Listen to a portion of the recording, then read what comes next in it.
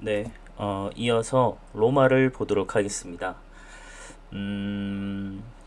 고대 그리스에서 폴리스가 생겨나던 시점쯤에 로마 이 지역에서도 작은 도시국가 폴리스가 형성되었다라고 생각을 하면 될 것 같아요. 그래서 티베르 강변에 작은 도시국가가 건설이 되었고 그때 로물루스 레무스 형제가 로마의 건국 시조가 되죠. 늑대젖을 먹고 자란 그 아이들이 자라서 결국 로마를 세웠다 이렇게 알려져 있습니다. 우리 뭐 간단하게 봐야 되기 때문에 신화를 다 얘기할 수는 없을 것 같고요. 빠르게 넘어가도록 하겠습니다. 로마가 이제 공화정이 유명한데 공화정은 왕이 없고 그러니까 대표가 있는 거잖아요. 그래서 이 공화정, 우리도 지금 공화정을 하고 있거든요. 리퍼블릭 오브 코리아죠. 그래서 공화정을 하고 있는데 이런 공화정 체제가 처음부터 나타났던 것은 아니고 로마도 처음에는 왕정에서 시작을 했다가 서서히 이제 귀족정에서 그다음 점차 이제 공화정으로 발전하는 모습이 나타났는데 자, 그때는 평민권이 점점점 이제 신장이 되면서 정치적인 권리를 요구하고 막 시위도 하고 하면서 자신들의 노력으로 일궈낸 결과라고 볼 수 있습니다. 그래서 평민회가 창설되기도 했고 자신들의 대표인 호민관을 선출하기도 했죠. 이 호민관이 또 이제 집정관을 뽑기도 하는데 아주 중요한 역할을 했기 때문에 굉장히 민주정적인 요소라고 볼 수 있습니다. 자, 그런 점에서 이제 공화정의 구성을 한번 보면 제가 3요소라고 얘기를 했는데 원로원 같은 경우는 귀족으로 구성되어 있는 그런 것이죠. 최고 권력 기관이고 그리고 정책 자문 및 의결을 행사하는 기족정적인 모습이 나타납니다. 그리고 집정관이 이제 실질적인 이제 권한을 행사하는 그런 뭐 정치를 하는 존재라고 볼 수 있는데 대표죠. 그래서 얘들이 이제 2인으로 구성이 돼 있고 행정, 사법, 군사의 절대권을 행사하는 어찌 보면 왕 같은 역할입니다. 그래서 왕정적인 요소와 그리고 평민의 그러니까 호민관을 선출하고 이런 평민의 요소는 민주정적인 요소다. 요 세 개가 마치 상권분립처럼 서로 상호 견제가 이루어지는 것이 이제 공화정의 3요소라고 볼 수 있습니다. 하지만 역시나 어마어마한 권력을 누렸던 것은 바로 원로원이라고 볼 수 있고요. 자, 그 중에 우리가 이 평민권의 신장과 좀 관련해서 로마법을 좀 봐야 될 것 중에 하나가 12표법이라고 하는 겁니다. 자, 12표법이라고 하는 건 최초의 성문법이라고 얘기를 했습니다. 성문법, 문자로 이루어진 법이라는 뜻이잖아요. 요게 있기 전에는 그럼 문자로 안 돼 있고 법이 어떻게 돼 있는 거야? 그냥 관습법이죠, 관습. 이렇게 해왔어 라고 그냥 구두로 이렇게 관례처럼 이루어지던 것들이 근데 그러면 문제가 뭐냐면 귀족들이 원래 법이 이래 라고 하면서 자기들 마음대로 법을 행사할 수 있단 말이죠. 그렇게 하는 걸 막기 위해서 12표법이라고 법을 이렇게 딱 정해놓은 거예요. 법은 이렇게 되는 거야 라고 딱 문장으로 기록해 버린 거죠. 그러면 그에 맞춰서 이제 법을 해석을 해야만 하는 상황에 놓이게 되니까 그래서 귀족들이 자의적으로 그러니까 마음대로 법을 해석하는 것을 방지하는 아주 중요한 법이 되는 게 12표법이다 라고 하는 점입니다. 그래서 꼭 기억을 해뒀으면 좋겠고요. 자, 그 다음 로마는 조그만 도시국가였다고 했습니다. 하지만 어마어마한 제국이 되죠. 더 롬 하면 엄청난 제국이었는데 일단은 이탈리아 반도를 기원전 3세기쯤 통일을 하게 됐고 이제 반도는 다 먹었어요. 그러면 뻗어져 나가야겠죠? 반도의 아주 중요한 이점 중에 하나는 바다를 나갈 수 있다는 점이잖아요. 그래서 이탈리아 반도 저 위쪽에는 산맥이 딱 막혀 있거든요. 그래서 대륙으로 진출하기보다는 바다를 통해서 진출하고자 했습니다. 근데 딱 걸리는 존재가 있었어요. 당시 이제 지중해 해상권을 열심히 장악하고 있던 애가 카르타고였습니다. 카르타고는 우리가 한번 들어본 적이 있어요. 왜냐하면 우리가 이제 문명 얘기할 때 페니키아 얘기를 했었습니다. 그 페니키아가 북아프리카 지금의 티니지 지역에 세운 식민지 중에 하나가 바로 카르타고고요. 이 카르타고랑 결국 지중해 해상권을 놓고 로마랑 아주 세 차례 아주 치열하게 격돌을 했습니다. 이걸 포에니 전쟁이라고 하는데 영어로는 퍼닉이에요. 퍼닉. 이 퍼닉이 이제 포에니라고 하는 게 페니키아를 뜻한다라고 생각하면 됩니다. 로마 애들이 이 페니키아인들을 포에니라고 불렀대요. 그래서 이제 포에니 전쟁이라고 하는 거고요. 결국 요 세 차례 격돌이 이루어졌을 때 누가 이겼을까요? 네, 당연히 로마가 이겼겠죠? 그래서 지중해 패권을 로마가 차지하게 되었다라고 보면 되는데요. 요거를 조금 더 자세히 보면, 포에니 전쟁의 1차, 뭐 2차, 3차 뭐 이렇게 있는데 뭐 1차는 이제 그렇게 자세히 볼 건 없을 것 같고요. 그러면 이제 2차 2차 같은 경우는 자 로마가 엄청나게 발렸어요. 당시 이제 카르타고에 엄청난 명장이 있거든요. 그 명장 중에 한 명이 누구냐면 바로 한니발입니다. 한니발이라는 사람이 코끼리 부대를 이끌고 저기 산맥을 넘어서 쳐들어옵니다. 그래서 로마 입장에서는 전혀 대비를 못했고 그래서 엄청나게 밀려버리죠.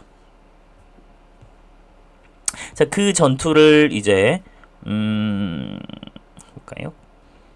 잠시만요. 이거를 자세히 설명해야 되나 좀 고민을 했는데 요거를 이제 칸네 전투라고 하고요. 그 다음, 로마가 좀 반격을 해요. 그래서, 자마 해전에서 또 한번 승리를 하게 되고, 이때 승리한 로마의 아주 명장이 스키피오라는 사람입니다. 그 사람이 결국 3차에서 이 카르타고의 본진까지 다 장악을 해버리거든요. 그래서 점령을 하게 되면서 카르타고는 멸망하게 되었고 지중해 패권을 로마가 차지하게 되었다. 이렇게 보면 될 것 같습니다. 그래서 스키피오라고 하는 사람이 여기 카르타고 지역을 자신의 속주로 삼게 돼요. 속주는 점령지라고 생각을 하면 됩니다. 그래서 이 사람의 이제 별명이 스키피오 아프리카누스라고 불리는 사람입니다. 아프리카. 자, 카르타고 시민을 당시 이제 아프리라고 불렀대요. 그래서 아프리의 땅이란 뜻으로 아프리카 불렀고 그게 아직도 아프리카로 이어지고 있는 거다. 이렇게 생각을 하면 됩니다. 자, 근데 그래서 로마 입장에서는 어마어마한 번영이 와야만 하는 건데요. 역으로 로마 내에서는 오히려 공화정의 위기라고 하는 아주 위험한 순간을 맞이하게 됩니다. 이게 왜 그렇냐 하면 포에니 전쟁 이후에 이 엄청나게 넓은 땅을 차지하게 됐는데 그 땅을 결국 차지한 사람들은 귀족들이겠죠? 그래서 일반 평민들이 아니고 귀족들이 엄청난 넓은 땅을 갖게 되면서 그 땅에다가 대농장 경영이란 걸 하게 돼요. 그걸 라티푼디움이라고 합니다. 대농장 경영 제도라고 하는 뜻이고요. 요거로 이루어진 이런 땅을 라티푼디아라고 합니다. 근데 우리 요 수업 때 요걸 이제 굳이 구분하진 않았지만 그냥 라티푼디움 대농장 경영 제도라고 생각을 하면 되고요.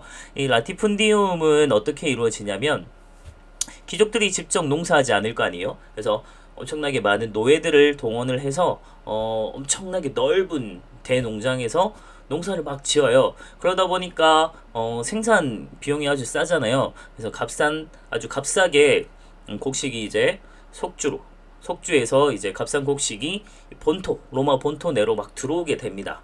그래서 여기 이제 자연돼 있는데 제가 수업 때 고치라고 했죠. 제가 안 고쳤네요. 자영농입니다. 자영농. 자연이 아니고 자영입니다. 이응. 그래서 아주 소규모로 자신의 영토를 조그만한 농지를 가지고 농사를 짓는 이런 평민들, 그래서 자영 농민들이 몰락을 하게 되는 결과가 나타납니다. 이제 가격 경쟁에서 완전히 밀려버리는 거죠. 자, 그런 상황에서 근데 그래서 이 공화정의 위기라고 하는 건 쉽게 얘기하면 자영농의 몰락이라고 하는 거거든요. 근데 자영농의 몰락이 어마어마한 이제 문제를 가져오는 것이 로마의 군사력은 바로 이 평민들의 존재였단 말이죠. 그래서 로마의 군사력이 약화되는 또 결과를 가져오게 됩니다. 그래서 공화정의 위기는 자영농의 몰락, 자영농의 몰락은 로마의 군사력의 약화까지 이어지는 엄청난 로마의 위기를 가져오게 되었다라는 걸 보게 되면 보면 되고요. 그리고 요걸 해결하고자 했던 형제가 있었습니다. 바로 그라쿠스 형제라고 하는데 형인 이제 티베리우스 그라쿠스 그리고 동생인 가이우스 그라쿠스 이렇게 이어져서 개혁을 둘 다 시도했는데 안타깝게도 둘 다 실패를 하게 됩니다. 뭐 토지 소유 상한제라든지 뭐 공물법이라든지 이런 개혁을 시도해서 귀족들의 좀 권한을 좀 뺏고 평민들에게 조금 이롭게 하려고 했는데 당연히 귀족들이 반발했겠죠. 그래서 이제 형은 암살당했고 동생은 뭐 협박을 받고 좀 위협을 받다가 결국 자살하면서 생을 마감했던 아주 둘 다 아주 안타까운 결과를 맞이했던 형제입니다. 이게 실패하게 되면서 공화정의 위기가 더욱 가속화되었다라고 보면 됩니다. 자, 그런 상황에서 이런 위기를 수습하고자 했던 게 나타난 게 1차 3두 정치입니다. 그러니까 3명이서 정치를 한다는 건데요. 자, 그 전에 우리가 조금 더 보면 군인 정치가들이 막 등장을 해요. 그래서 마리우스라든지 술라라든지 그런 사람들이 등장을 했고 그런 사람들 이 막 서로 막 죽이고 싸우고 엄청난 혼란이 생겨나거든요. 그래서 이런 상황에서 한 명이 독재하면 안 된다라고 해서 3두 정치가 일단 나타났는데 일단 요 3명은 여기 나오는 먼저 여기 폼페이우스 그리고 카이사르 크라수스 이렇게 폰카크 1차 3두 정치입니다. 네, 얘들 같은 경우는 막 서로 경쟁을 하다가 결국은 카이사르가 나머지를 다치고 이제 권력을 독점을 하게 돼요. 이 카이사르라는 사람은 우리 아주 유명한 사람입니다. 왔노라 보았노라 이겼노라 얘기했던 사람이기도 하고요. 그래서 갈리아 정복을 하고 나서 언론에서 이 카이사를 좀 제거하려고 했거든요. 그래서 아예 이제 이 사람은 그걸 알고 군대를 이끌고 와서 로마로 진격해서 언론을 쳐때려 부수고 권력을 장악했던 사람입니다. 하지만 자, 그렇게 되면서 카이사르가 독재를 하게 되니까 이 공화파였던 사람들이 반발을 하게 돼요. 그 중에는 카이사르의 아주 부하였던 브루투스라는 사람이 있는데 그 사람에게 결국 믿었던 신복인데도 암살을 당합니다. 그래서 브루투스 넘어져 란 말을 마지막에 남기고 죽었다고 하죠. 그래서 암살을 당하면서 일단 1차 3두 정치가 끝낸 카이사르가 결국 무너지게 되었고요. 이런 카이사르를 이어서 모든 권력을 차지한 사람은 바로 옥타비아누스였습니다. 양자였고요. 그리고 그 부하였던 안토니우스 그리고 레피두스 이렇게 3명이 다시 등장을 해요. 요걸 이제 2차 3두 정치라고 얘기를 합니다. 자, 여기에서 이제 레피두스는 일찌감치 탈락을 했고요. 안토니우스랑 옥타비아누스가 아주 열심히 싸웠는데 아무래도 카이사르의 모든 권한을 가졌던 이 옥타비아누스가 어마어마하게 더 셌고요. 이집트 지방에서 클레오파트라랑 같이 연합을 하던 안토니우스를 결국 그 아주 유명한 해전이죠.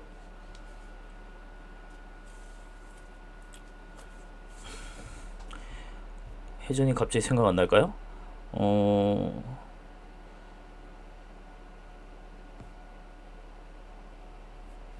잠시만요.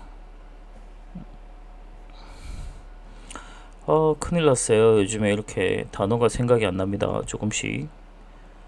너무 많은 것들을 하고 있나 봐요.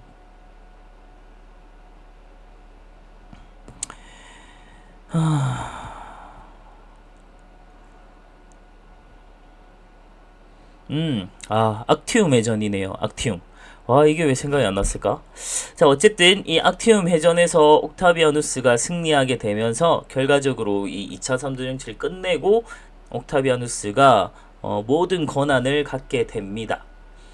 그래서 요때부터를 제정 로마라고 불러요. 근데 옥타비아누스는 실제적으로는 황제로 등극한 사람인데 자신의 모든 권한을 갖고 나서 이 모든 권한을 원로원에게 돌려주겠다라면서 이런 얘기를 하면서 실질적으로 원로원에 많은 권한을 주거든요. 그래서 원로원으로부터 아우구스투스, 존엄한 자라는 뜻의 호칭을 받게 됩니다. 그래서 아주 흡족했다라고 얘기를 하는데 어쨌든 그래서 이제 옥타비아누스나 아우구스투스는 같은 사람입니다. 동일 인물이고 자기는 뭐 실제적으로는 황제가 아니라고 했지만 모든 권한을 다 갖고 있었거든요. 그러니까 형식적으로는 그냥 뭐 자기는 호민관을 택하고 그리고 프린캡스라고 해서 제1의 시민이다 뭐 이런 얘기도 하고 나 황제 아니야 뭐 이런 얘기를 했지만 원로원 의장의 역할도 갖고 있었고요. 그리고 군대랑 재정, 통제권, 관리권 모든 걸 갖고 있었습니다. 그래서 군대랑 경제를 다 쥐고 있는 실질적으로 황제였기 때문에 이때를 이제 제정 로마라고 부르고요. 이 제정 이후에 약 200여 년간 오현제 시대가 나타나거든요. 그래서 이때가 제국의 전성기이고 제국의 최대 영토이자 문화의 황금기이기도 합니다. 그래서 요거를 로마의 평화라고 해서 팍스 로마나라고도 부르죠. 자, 그렇게 잘 나가던 이 로마의 평화가 깨지게 된 것은 이 오현제의 마지막 왕이었던 마르쿠스 아우렐리우스 그 자체가 철학자이자 황제였던 굉장히 뛰어난 황제였는데도 불구하고 자식을 좀 잘 못 키웠어요. 그 자식이 바로 코모두스라고 하는 폭군이었는데요. 보통 이제 이 오현제 시대가 굉장히 현명한 황제다라면서 잘 이루어졌던 이유 중에 하나가 자기 자식에게 꼭 왕위를 물려주지 않았기 때문이에요. 그러니까 능력 있는 사람에게 다음 왕위를 물려주게 되거든요. 황제 자리를. 그래서 네르바, 트라이아누스, 하드리아누스, 안토니우스 피우스, 마르쿠스 아우렐리우스 이렇게 5명까지 아주 잘 이어지고 있었는데 그러니까 세습하지 않은 거죠. 근데 아우렐리우스 요 사람은 자기 자식 사랑이 있었습니다. 그래서 자기 자식에게 물려주게 되면서 하필이면 이 자식이 폭군이었기 때문에 엄청나게 정치를 개판으로 하게 됩니다. 자, 그러면서 친위대장에게 살해가 당했고 그 다음 이제 군인 황제 시대가 이어지고 그러는 와중에 막 이민족이 침략해오고 이러면서 점점점 로마가 분열이 이루어집니다. 자, 그 전에 일단 이 동서 로마로 분열되게 된 건 뭐 어쩔 수 없이 이렇게 나눠진 게 아니고 처음에 영토가 너무 넓고 이러다 보니까 아예 그냥 나라 자체를 둘로 나눴어요. 그래서 황제를 둘로 두고 그 밑에 또 부황제 이렇게까지 두면서 거의 4명이 통치하는 형식으로 이렇게 이루어졌었거든요. 그게 이제 디오클레티아누스 황제 때 이루어졌던 건데, 그래서 분할 통치가 시작되었고, 그러면서 이제 조금씩 이제 이 분열의 조짐이 막 나타나고 있었던 거라고 보면 됩니다. 자, 그런 와중에 콘스탄티누스 황제 때 나름대로 좀 중흥시키고자, 그러니까 다시 한번 로마를 전성기로 이끌려고 노력을 했던 인물 중에 하나고요. 그래서 콘스탄티노플, 비잔티움이라고도 하고요. 지금의 이스탄불로 이제 천도를 하기도 했죠. 그래서 서쪽에서 이제 수도를 아예 동쪽으로 옮기게 되면서 나중에 동로마의 바탕이 되기도 한다고 보면 되겠습니다. 그리고 점차 엄청나게 퍼져나가고 있던 크리스트교를 아예 공인해 버렸던 사람이 콘스탄티누스예요. 그러니까 밀라노 칙령이란 걸 통해서 크리스트교가 그냥 이제 로마의 하나의 종교로서 인정을 한다는 겁니다. 그전에는 엄청나게 그냥 사이비라면서 탄압을 했었거든요. 그러다가 드디어 공인을 한 것이고, 자, 그 다음 완전히 동서로마로 분열되기 시작한 것은 테오도시우스 황제 죽고 나서부터 분열이 되었다고 봅니다. 그래서 이때 완전히 갈라졌다가 서로마 제국은 476년에 게르만족에게 게르만족 용병대장이었던 오도아 케르라고 하는 사람에게 멸망을 당했고요. 마침 그때 마지막 왕이 서로마 제국의 마지막 황제가 로물루스였습니다. 그래서 우리 건국 시조가 로물루스였잖아요. 그래서 서로마는 로물루스에서 시작해서 로물루스에서 마무리되었다 이렇게 얘기를 합니다. 물론 같은 인물은 아니지만 자 그런 다음에 동로마는 여전히 남아 있었어요. 그래서 거의 1000년 이상 더 버티다가 오스만 제국에 의해서 멸망을 당합니다. 나중에 오스만 티르키라고 하는 애들이 등장을 해요. 이슬람 세력이고요. 1453년 1000년 이상 더 갔으니까 이 서로마 제국은 고대에서 멸망을 하고 말지만 동로마 제국, 비잔티움 제국이라고 하는 건 거의 중세까지도 쭉 이어져서 거의 중세 끝까지 이어진다라고 보면 됩니다. 로마 길죠.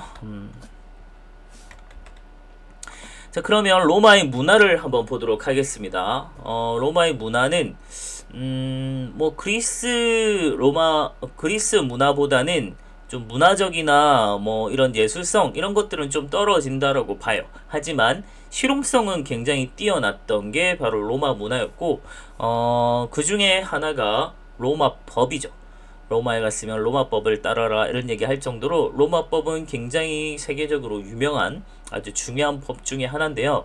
처음에는 관습법으로 이루어졌죠. 그러니까 뭐 성문법이 아니고 그냥 이렇게 했다라고 관례대로 하던 것들 그게 관습법이고 그러다가 이제 시비표법을 통해서 시민들에게 적용이 되는 시민법이 이루어졌다가 로마는 어마어마한 제국이잖아요. 그러니까 로마의 이 자기들 시민 로마에 사는 요 시민뿐만이 아니고 제국 내 여러 민족들 모두에게도 다 법을 적용하는 만민법 사상으로 점차 발달해 갑니다.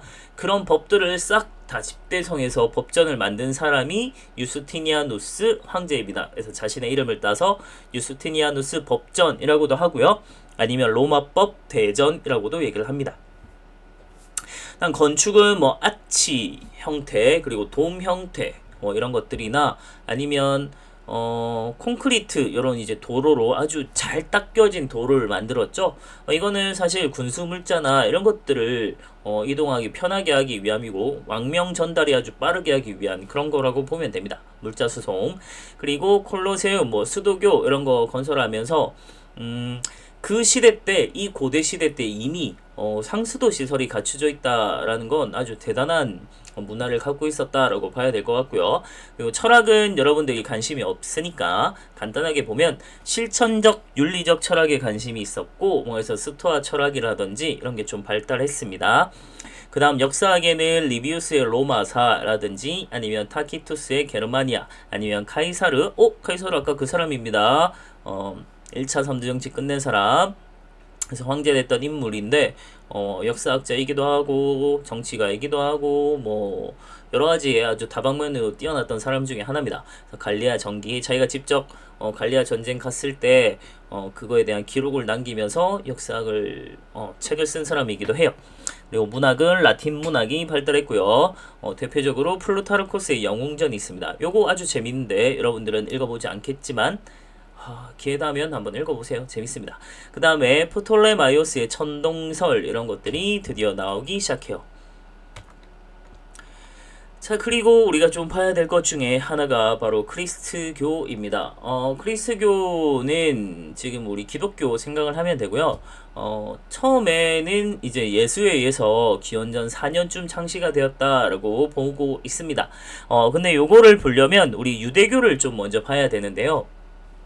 사실 이 크리스교의 뿌리가 되는 건 유대교라고 볼 수 있겠죠? 근데 이 유대교의 아주 치명적인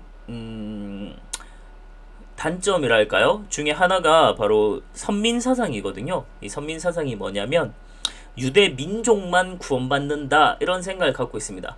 그러니까 뭐 기독교적인 관점이나 뭐 이런 뭐 대부분 모든 종교에 보면 언젠가 인류가 뭐 멸망을 하는데 구원자 뭐 메시아라는 존재가 있잖아요. 그런 존재가 오는데 유대교에 의하면 유대 민족만 자기들만 구원받는 민족이다. 선택받은 민족이다. 이런 생각을 갖고 있거든요. 근데 예수는 그게 아니라는 거죠. 그래서 모든 민족이 다 구원을 받아야 된다라는 생각을 가졌고, 그래서 이제 유대교에서 따로 나와서 이런 걸 열심히 이제 가르침을 막 치고 다녔는데, 그러다 보니까 이 유대교 입장에서는 요 사람들이 요 사람이 아주 사이비 이단자인 거죠. 그래서 예수를 잡아다가 십자가에 이제 처형을 시켜버리죠.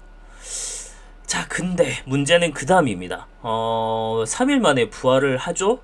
요걸 믿는 사람들에 의해서, 제자들에 의해서 만들어진 종교가 바로 크리스교라고 볼 수 있을 것 같아요. 그래서 뭐 요걸 믿든 안 믿든 어쨌든 그렇게 해서 창시가 되었다. 예수의 창시가 되었고요. 자, 사랑, 믿음, 만민 평등 이런 걸 내세운 종교라고 볼 수 있습니다. 베드로, 바울 이런 분들이 아주 포교를 열심히 했고요. 당시에 만민 평등 이런 사상 때문에 되게 차별받던 하층민과 여성들에게 널리 전파가 됐습니다. 하지만 이 기독교는 유일신 사상이잖아요. 그래서 다른 뭐 하느님 외에 다른 것들에 대한 숭배 이런 것들을 거부하잖아요. 그래서 황제 숭배를 거부한다는 이유로 로마 내에서 거의 한 300년 동안 아주 오랫동안 탄압을 받습니다. 그래서 엄청나게 박해를 받았고, 그래서 막 지하에 숨어서 막 카타콤 이런 데서 종교 활동이 막 이루어지고 했는데, 자, 그런데도 아주 쫙쫙쫙쫙쫙 너무 많이 퍼져나가요. 그래서 로마 내에서 이미 크리스트교가 아주 성행하고 있었기 때문에 이거를 더 이상 탄압하기는 어렵겠다라고 생각해서인지 콘스탄티누스 대제 때 밀라노 칙령으로 드디어 공인을 합니다. 그러니까 하나의 종교로서 인정을 받았다라는 거고요. 더 나아가서 테오도시우스 황제 때는 아예 국교화됩니다. 그러니까 로마 제국 내에서 로마의 나라의 종교로 이제 인정을 받게 되는 거예요. 그래서 이제는 그렇게 열심히 탄압했던 이 로마가 제국에서 이제는 크리스교를 믿지 않으면 탄압을 하는 이런 역전된 상황이 벌어졌다라고 보면 됩니다. 자, 그러면서 로마 제국이 워낙 넓은 제국을 갖고 있었기 때문에 이게 결국 세계적인 종교로 발전하는 한 바탕이 되었고요.